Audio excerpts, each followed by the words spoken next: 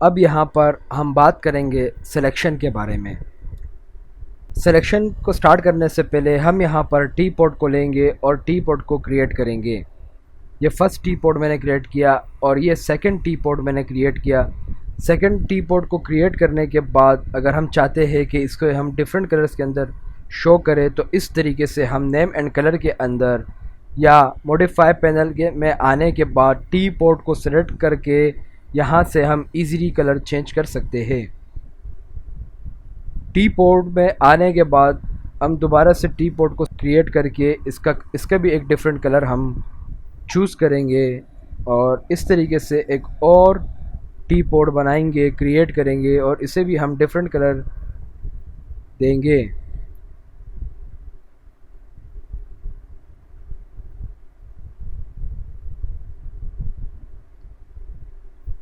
इन सारे T port को बनाने का मतलब क्या है ये अभी मैं आपको समझाता हूँ। किसी भी ऑब्जेक्ट को सिलेक्ट करने के लिए हम उस ऑब्जेक्ट के ऊपर क्लिक करेंगे तो वो सेलेक्ट हो जाएगा। अगर हम उस ऑब्जेक्ट से बाहर आना चाहते हैं तो कंट्रोल डी प्रेस करेंगे, हम उस ऑब्जेक्ट से नॉन सेलेक्ट हो जाएंगे। यहाँ पर सेलेक्ट ऑब्जेक्ट पर क्लिक करने के बाद अगर हम कंट्रोल को प्रेस करेंगे तो डिफरेंट मल्टीपल ऑब्जेक्ट्स को हम एक साथ सबको सिलेक्ट कर सकते हैं। और अगर हम इन सारे ऑब्जेक्ट को अनसेलेक्ट करें बारी बारी तो कंट्रोल को प्रेस करने के बाद हम एक साथ सबको सिलेक्ट कर सकते हैं। और इसी तरीके से अगर हम सिर्फ ऑल्ट को प्रेस करें और ऑब्जेक्ट पर क्लिक करें तो सबको हम अनसेलेक्ट कर सकते हैं। अब हम बात करते हैं सिलेक्शन के ऊपर। तो हम अगर किसी ऑब्जेक्ट पर क्लिक करेंगे तो वो ऑब्जेक्ट हमारा इजीली सेलेक्ट हो जाएगा। अगर हम इस ऑब्जेक्ट से बाहर जाना चाहेंगे तो फ्री स्पेस के अंदर हम एक सिंगल क्लिक करेंगे तो ऑब्जेक्ट से बाहर आ जाएंगे। इसके अलावा ऑब्जेक्ट को सिलेक्ट करने का एक और रास्ता है, जैसे कि एडिट पे आने के बाद अगर हम सेलेक्ट ऑल करेंगे तो सारे ऑब्जेक्ट सेलेक्ट हो जाएंगे। अगर हम एडिट में आने के बाद सेलेक्ट नन करेंगे तो सारे ऑब्जेक्ट अनसेलेक्ट हो जाएंगे। एडिट में आने के बाद सेलेक्ट इन्वर्ट, इसको समझाने के लिए मुझे किसी भी एक ऑब्जेक्ट को सिलेक्ट करना पड़ेगा और इस तरीके से एडिट में आने के बाद सेलेक्ट इन्वर्ट करेंगे तो जिस ऑब्जेक्ट को सिलेक्ट किया था उसको अनसेलेक्ट करके बाकी सारे ऑब्जेक्ट को इजीली सेलेक्ट कर लेगा। इस तरीके से select all control A, select none control D और select invert control I shortcut keyboard से प्रेस करके हम ये सारे कमांड को इजीली कर सकते हैं।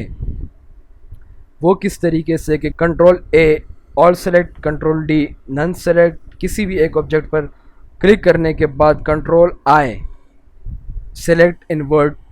इसके अलावा अगर हम फोटोशॉप की तरह या इलस्ट्रेटर की तरह रीजन के ऊपर क्लिक करके ड्रैग करें तो हम इजीली इन ऑब्जेक्ट्स को सेलेक्ट कर सकते हैं।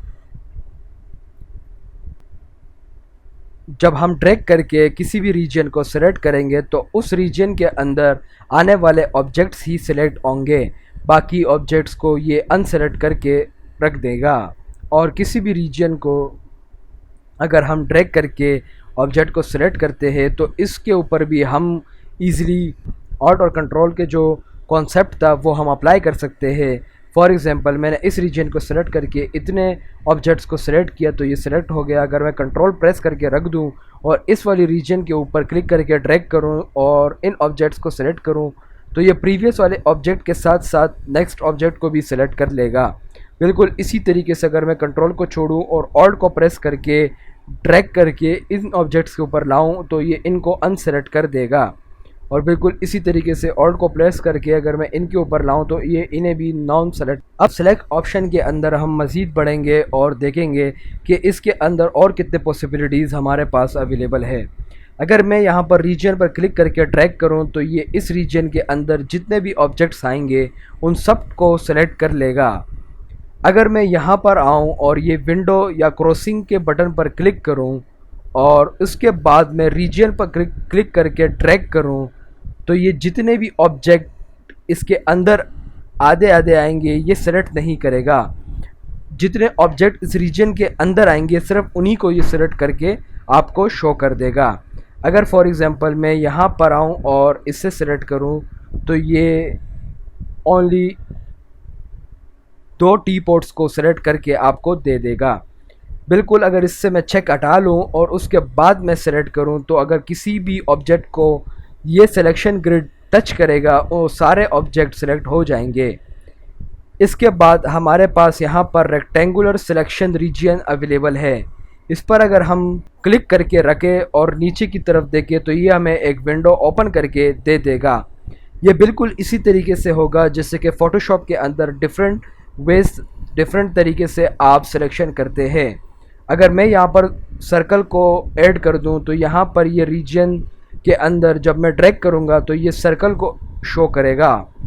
फॉर एग्ज़ाम्पल ये सर्कल सिलेक्शन मुझे इस तरीके से बताएगा।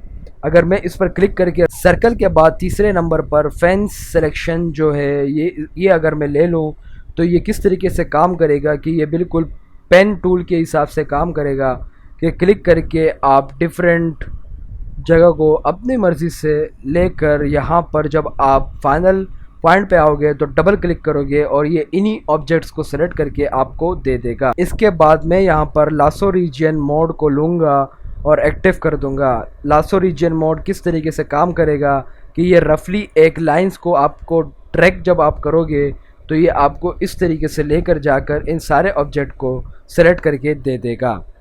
फाइनली आप यहाँ पर ब्रश टूल की तरह जिस तरह फ़ोटोशॉप के अंदर ब्रश टूल अवेलेबल है बिल्कुल इसी तरीके से ये सिलेक्शन करेगा। अगर आप अपने ऑब्जेक्ट के ऊपर जाएंगे तो ये ब्रश की तरह उन सब को सेलेक्ट करके आपको शो कर देगा।